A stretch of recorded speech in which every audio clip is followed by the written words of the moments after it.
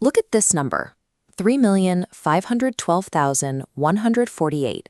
Can you tell in 3 seconds if it is perfectly divisible by 3, 4, or 6? By the end of this video, you will have the specific shortcuts needed to answer that question without a calculator. This starts with understanding the DNA of a number. Take 5. It can only be divided by 1 and itself.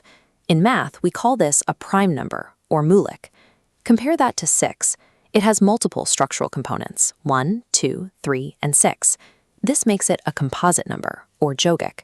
Learning to classify numbers by these factors is the first step in recognizing how they behave when they're part of a much larger calculation.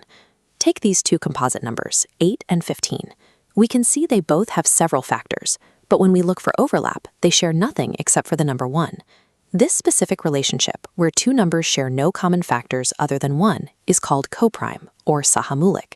A number doesn't have to be prime itself to be part of a coprime pair.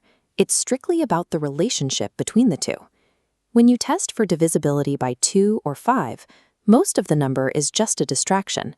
Your focus should be entirely on the very last digit. If that last digit is even, the whole number is divisible by 2. If it's a 0 or a 5, the whole number is divisible by 5. For the number 4, we expand our view just slightly to include the last 2 digits. If this 2-digit number at the end is divisible by 4, then the entire parent number passes the test. For these 3 divisors, the answer is always hiding at the very end of the sequence. The rules change for 3 and 9. Looking at the last digit won't help us with a number like 147. Instead, look at the sum. 1 plus 4 plus 7 is 12. Since 12 is divisible by 3, so is 147. Same logic for 9. In 378, the digits add to 18. Because 18 is divisible by 9, the entire number is 2. To test for 6, you check for both. If a number is even and its digits add up to a multiple of 3, it is divisible by 6. Now, try it yourself. Pause the video and test the number 5,274 against the rules for 2, 3, 4, and 9.